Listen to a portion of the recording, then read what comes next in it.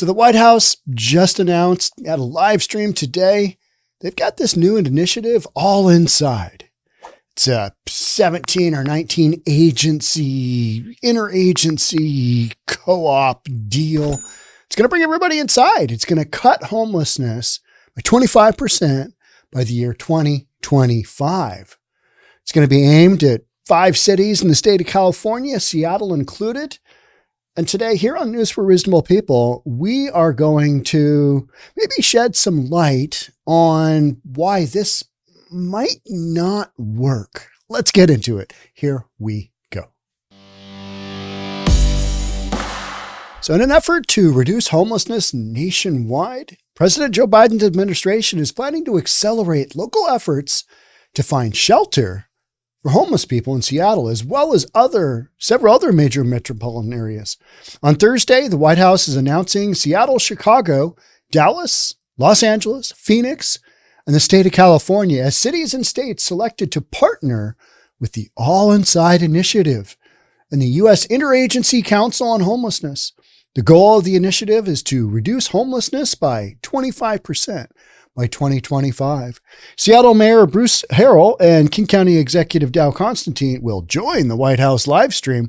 So I watched that. It was basically just a bunch of politicians and high up interagency, CEOs, whatever, leaders, just congratulating each other on how things are just going so swimmingly and how they put this together and they're excited to be working together and, just basically a bunch of this, right? Okay. And so you got that whole going on. I watched it till I just realized, okay, this is going absolutely nowhere. And so I'm, recording this podcast instead of watching that silliness, which is probably still going on. All right. So here's what our fearless leader has to say. My plan offers a roadmap for not only getting people into housing, but also ensuring that they have access to the support, services, and income that will allow them to thrive, Biden said in a statement. It's a plan that is grounded in the best evidence and aims to improve equity and strengthen collaboration at all levels. This plan meets the urgency of the moment. It recognizes that it's not enough to go back to the way things were before the pandemic. We must build a better future for all Americans.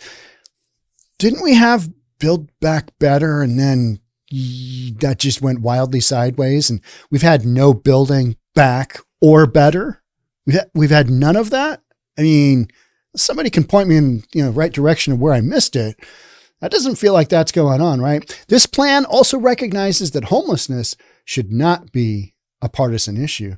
I agree. Drug addiction should not be a partisan issue. Homelessness, also same thing. Everybody should be working together here.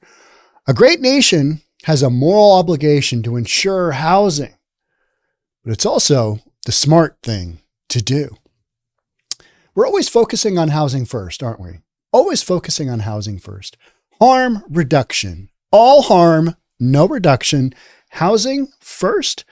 Well, let me just, I was having a text conversation. I wanted to get another opinion on what this was looking out like. So I reached out to Jeremy Harris at Como.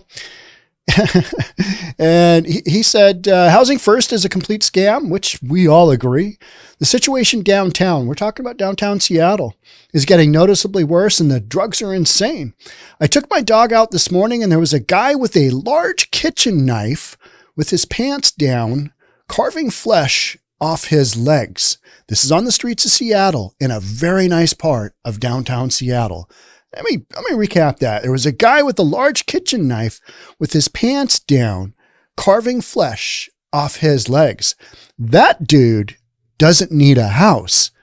He needs forced treatment. Boom.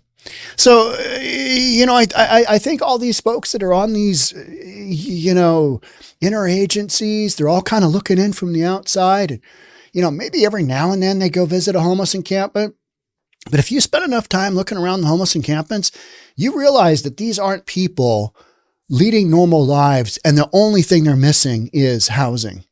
These people are all on drugs because sober people do not live in these encampments because the chaos, the violence, the assault, the assault on women.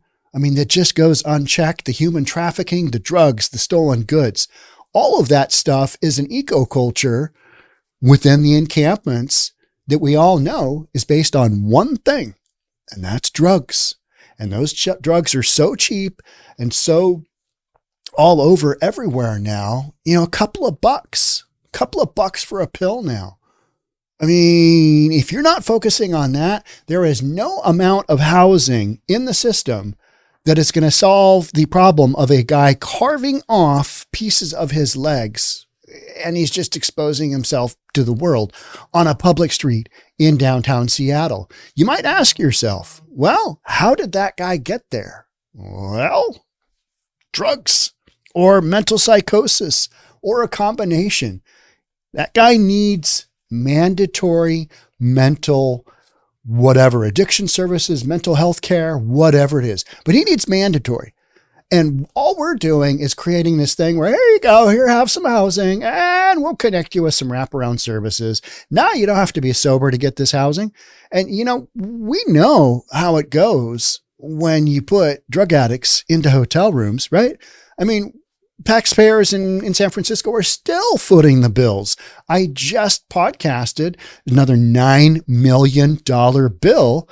Was it San Francisco or LA? Can't remember. But anybody who put addicts into hotels during the pandemic, yeah, governmental entities are paying on that one. So you and I, the taxpayers, are paying because our governmental entities aren't really recognizing that, hey, you got to get people off the drugs first. You got to get people squared away, because there is no way in hell a dude standing out in the corner of a major street in downtown Seattle carving chunks of his leg off is in any way, shape, or form going to be able to hold down a job. He's not going to be able to pay rent. He's carving himself up. I mean, that's an extreme example, but that is a very clear example of some of the psychotic nonsense that you see in these homeless encampments. These are not just people that need a little bit of help up. These are people that need major detox, addiction services, mental health care. And some of those things are identified here, but it's this whole concept that if we just put them in housing, they'll be fine. They'll get back on the game plan. They'll get back on the pony and ride reality again, right?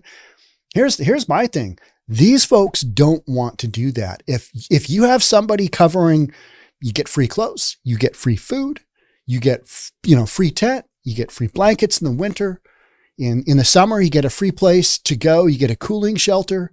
You get free needles, get free clean needles because, harm reduction, free needles. You're being provided everything. You get free crack pipes. You get free meth pipes.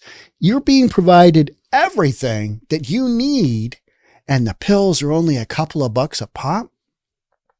What incentive do you have to get off that stuff? What incentive is going to be placed in front of you where you go, okay, yeah, you know what? This is finally time. I need to do this. Let's clean things up. These folks don't want to do that. These folks certainly don't want to move into housing where it's required that they be sober. That's a hard no-go. So you got to move a bunch of people. They're not going to move. They do not want to move. They do not want to take housing. We have seen that time and time and time again. So this whole thing about, well, let's spend some billions of dollars and, we'll just, put them in housing and it'll be fine. I'm sure they'll be good. Now, they're like any story. There are probably some success stories, and those are great. Those are people seeking to better their lives. The vast majority of the folks that you see out on the streets out there, they're looking to keep doing their drug lifestyle. That's why these encampments are so horrifically filled with garbage, with needles, with tinfoil. You got things burning up. You got rats. I mean, the list just goes on, right? And so somehow, because federal funding goes towards housing, we feel like, just provide them more housing. It'll work out. It'll be all good. We'll give them some wraparound services. But yeah, How's a little bit of wraparound services gonna help the dude out carving his leg up? How's that going to work? That guy needs massive psychiatric work, right? Been reading a lot about the psychosis that the current drugs are causing. That's a lot of what you got going on, right? You got people that are already tweaked out. Life has tweaked them out somehow, and they're on massive amounts of drugs. You need some governmental intervention, but that's not the road we're going down. Instead, we're going down the road of housing for all. It's housing for all. These people won't stay in housing, nor should they be in that type of housing where they're unsupervised. They need to be in a place where they don't harm themselves, literally carving themselves up. I mean, Jeremy said people on the street were just horrified. That's a horrifying sight, seeing somebody maim themselves like that, right? I mean, that's when you know, okay, yep. And not every homeless person is doing that. And we know that because we're reasonable. But the vast majority of them are doing drugs. And we've got this supply of drugs coming up from the southern border, that it's just so plentiful and so cheap and so deadly. Right now in Snohomish County, the county to the north of King, where I reside and I work, we got 7 people in the hospital from the jail that have OD'd on fentanyl in jail. Drugs are getting in there, right? I mean, so nowhere is safe. Nowhere is safe. So Seattle also received federal help for its homeless crisis in the fall.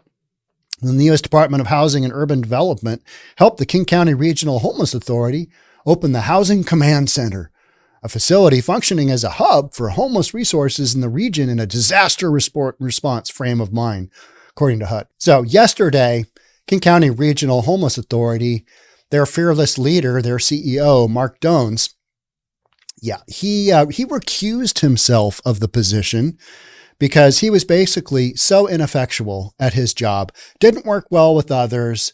He came up with a plan for $11.8 billion was his proposal, the amount of money that needed to be spent on funding for homelessness.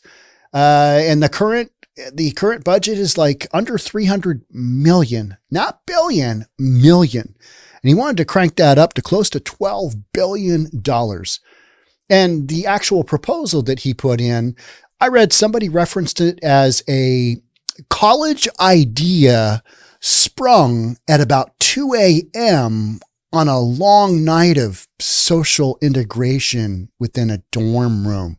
If you know what I mean. It's a harebrained plan. It was a stupid plan. It was a harebrained plan. And it didn't really do anything. It didn't really have any guts to it. It didn't really have any substance to it. If you're a business guy and you're going to come up with a plan that you're going to ask for $12 billion, you better have all of your ducks in a row. And that plan had no ducks in a row. And King County Regional Homeless Authority, underneath Mark Dones, wasn't paying its bills on time, basically didn't hold any press conference, didn't talk with anybody ever. They claim to do a bunch of stuff, but meanwhile, homelessness in King County is rising exponentially because it's a great place to come and do your drugs and have all your bills covered. Yeah. And that's what I think most politicians are not getting. They are not understanding this is not a homelessness crisis. This is not a housing crisis. This is a drug crisis. The same drug crisis that just took my 27-year-old son. So there's that, right? So according to HUD, there are 7,708 unsheltered homeless people in King County, more than everywhere in the U.S. except LA City and San Jose, Santa Clara, and 2 places in California.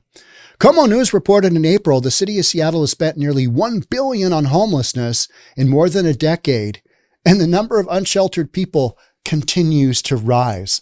So you got all these politicians, sitting around just making each other feel great about who they are and what they're doing. And in the meantime, spending $1 billion large and homelessness continues to rise. Why is that? You're spending $1 billion. Is the answer spending more money? Or maybe we need to focus on what the real issue is.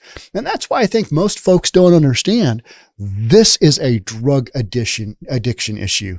Go to any homeless encampment. Go spend a full day in the Tenderloin. Go spend a full day in Skid Row, but you're going to want to have arm protection because you ain't going in there for a full day and walking around and asking questions without somebody saying, yep, nope, we're not doing that here today. I mean, you watch Jonathan Cho and his reporting, routinely he gets chased because everybody knows what the deal is. Everybody knows it's a bunch of drug dealers dealing drugs to people who are stealing from the community. Rinse, repeat, recycle. I mean, you might even throw a reimagine and rethink in there, but why? The game plan is so clear cut, right? The game plan is so clear cut. So here we've got, our fearless leader of the free world. Let's build some more housing. It'll all be good. And then we'll have the services they need. And let's keep going here. Let's keep going so we can just destroy what the ridiculousness that is this program.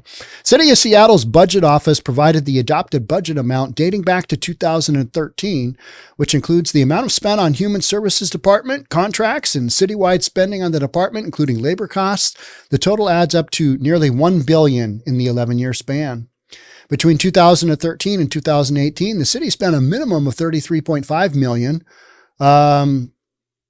So, I mean, it's just this, it's this enormous, horrific plan. The whole thing just, it doesn't make any sense. So I think so much of this is taking place under this misnomer, or maybe it's not a misnomer. Maybe it's on purpose that the whole housing first thing is going to work. And that's not going to work because the folks that you have that are by and large, the homeless population, they're just there on your and my dime, taxpayers' dime, having a great old time, just getting high as a kite. I mean, I've reported on that, right? Where people have said, hey, Portland makes it easy to be homeless.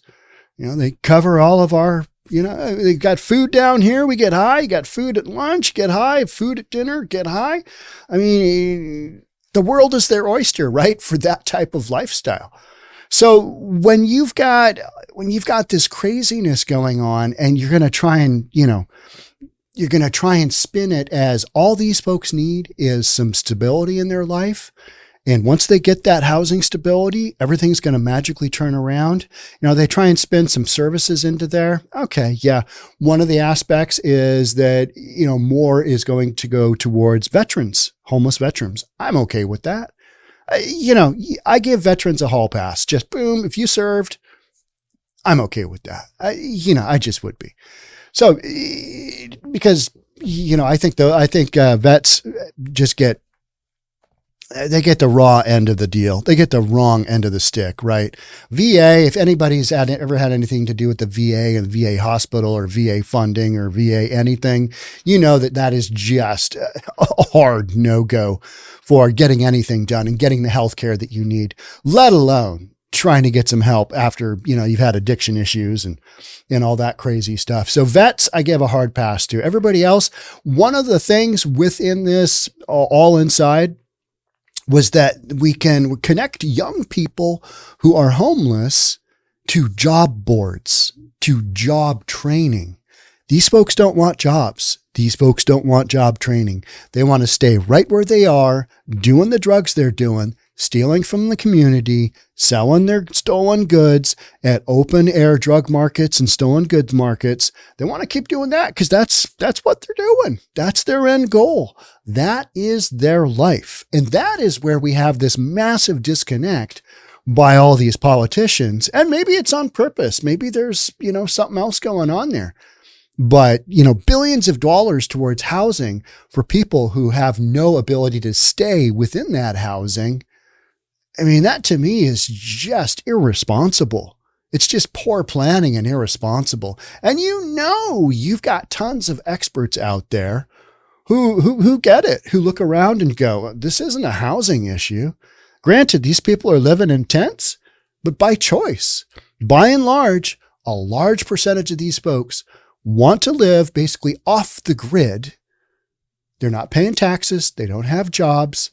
They don't have any, they're not taking, they're not doing all the normal things that normal folks do except take from tax-paying citizens, right? So they're kind of living off the grid. They're kind of not. And by off the grid, I mean, they're just living that alternative lifestyle where they get high all day. That is what the vast majority of folks who are, homeless, that's how they live.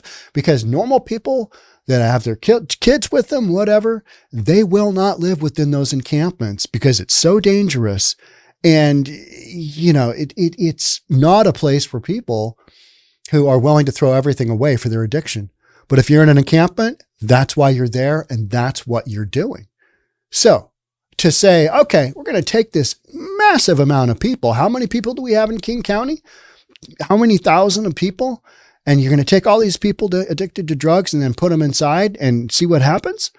I mean, that is a social experiment that we have been playing out in real time. The housing gets torn apart. The people don't have their problems solved. The people have their addiction issues, which that's why this problem is so difficult to solve, because there's no one easy answer.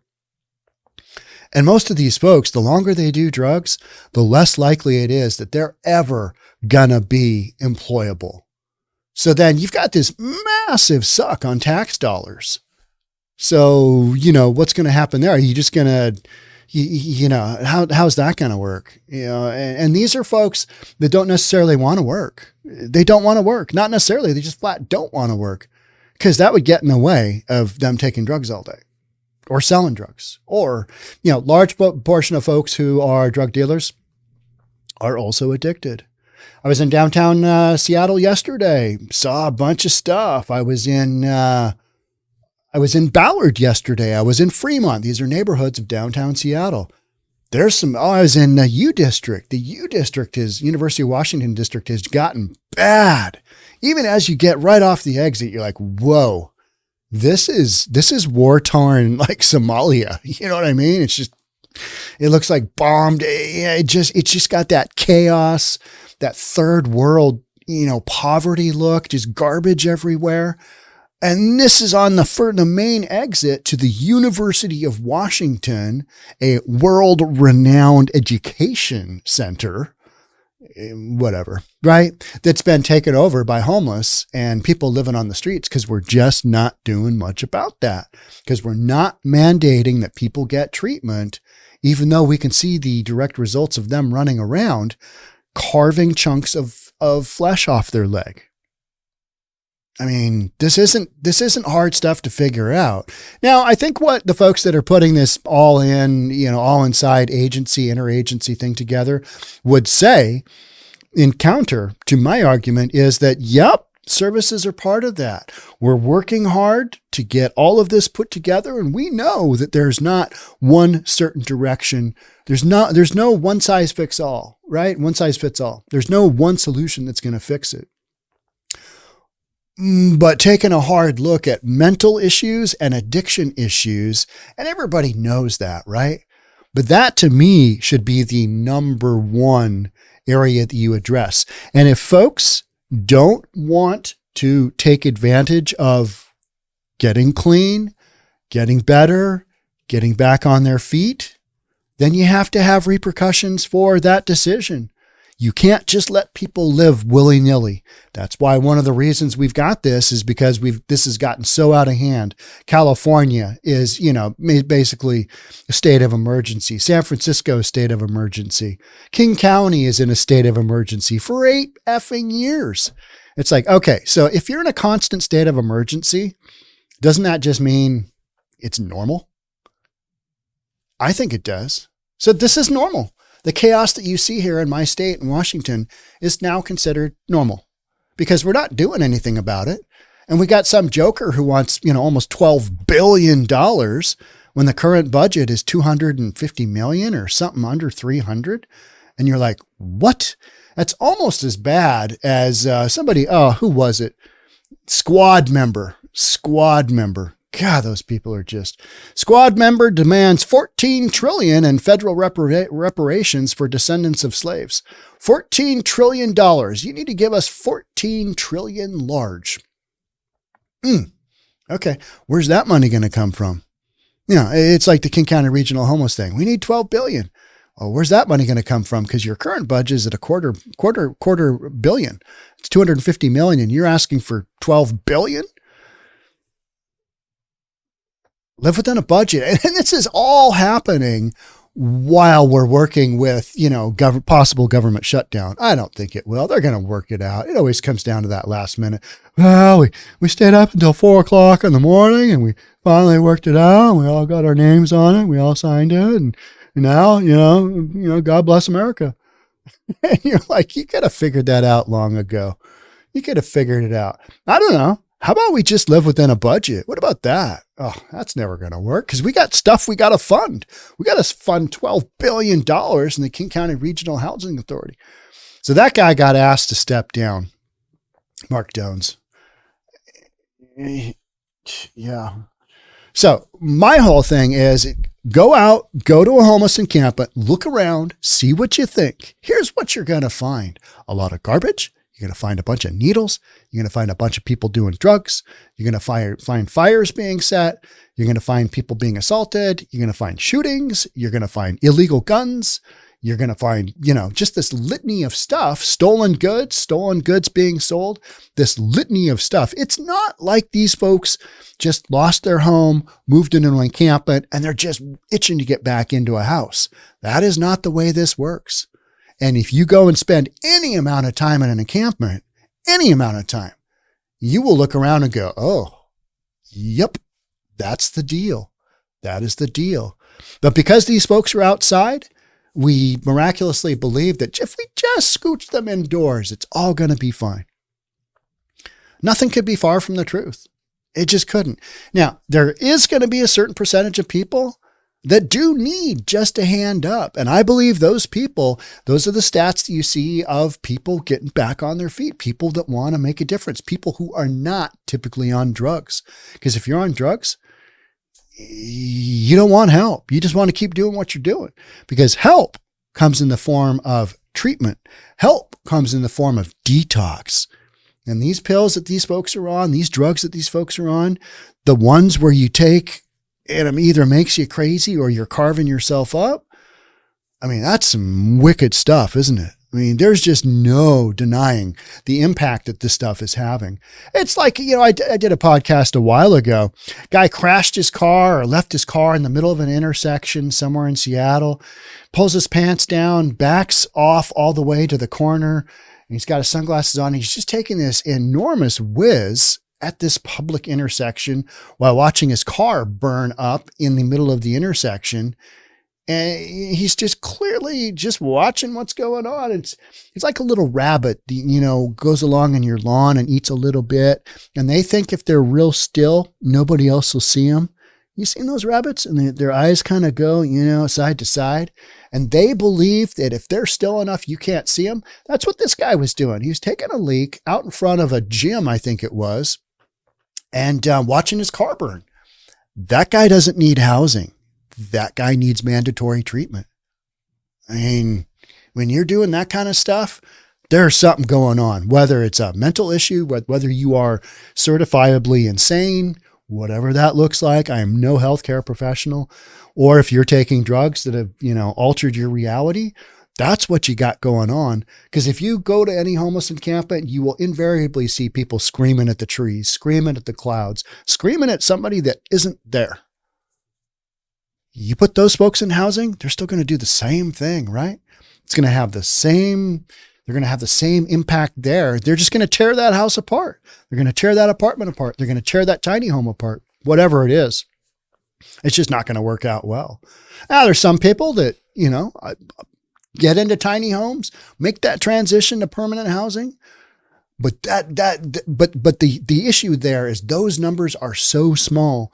And that's why we've got these exploding homelessness numbers, because people are coming to areas where they know they can live this lifestyle and nobody's going to force them into treatment. Nobody's going to force them into any kind of detox. Nobody's going to force them into, a mental health care situation. Because in the states where the drugs are basically legal and the criminal activity is basically legal,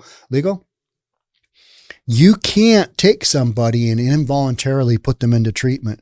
You can't take somebody and involuntarily put them into a situation where they need to get mental health care. You can't do it. It's a no-go. So people come to Washington, people come to Portland. Now, the interesting thing is that Portland was not addressed here. Multnomah County was not addressed here. That to me is pretty interesting because that's got one of the worst problems probably in the entire United States. Multnomah County, just wildly out of control. So are they going to get a special pilot project? I don't know.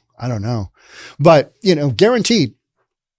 This is one of those programs that's going to be pointed at as a speaking point within the 2024 elections. Well, I did this. I did the All Inside initiative, and we got, 16% of our 25% that were already there. That means they checked into housing one time and then they bounced out, but then they're counted as a stat of, well, we gave them housing, which they technically did, but then they immediately left when they got into trouble doing this, doing that, doing whatever it is. Because that guy carving up his leg with the big kitchen knife, he doesn't exactly live within a contained set of rules, does he? No. The guy taking a whiz at the intersection, watching his car burn up, he's not exactly following societal rules.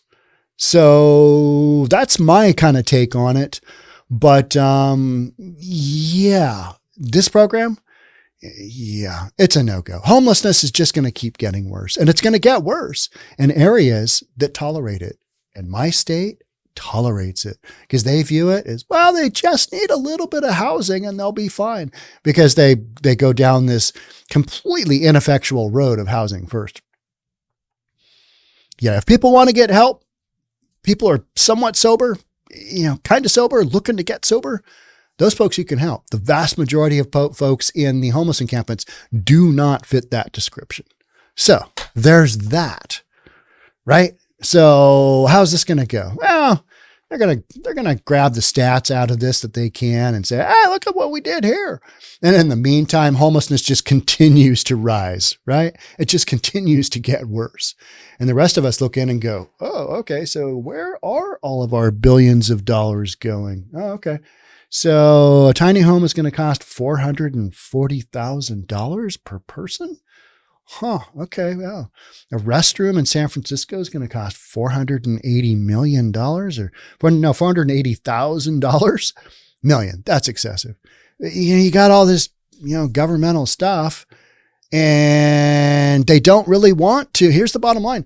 They don't really want to admit that it's a drug problem, because if it's a drug problem, that's going to get really expensive, because putting all together all the resources to help all the folks that are on these whacked out drugs right now, we do not have room for them within the system right now. We do not have room for people in mental health care facilities. We do not have room for them. We do not have those resources. So building some shelter, putting them in that kind of shelter, that's kind of what we can point at as doing. And by that, I mean anybody who's in political office right now, anybody that's in these entities, they can point to that and go, we're doing our best. We're doing our best to get people housing and off the street. Well, it's not getting them off the street that's important. It's getting them the correct treatment for whatever it is that's causing them to think that their lives are, enhanced by living in a tent, shooting drugs all day. And we know that's not the case. So, yeah, this program is going to be an utter failure. And, what do you say? Good luck. Thanks so much for being here. I will catch up with you on the next one. Don't forget to subscribe if you haven't already. Check us out on Reasonable Plus. That's our Discord channel. ReasonableTV.com. That's where I do some of the other podcasts that get censored elsewhere. So thanks for checking us out. I will catch up with you in the next one. Bye for now.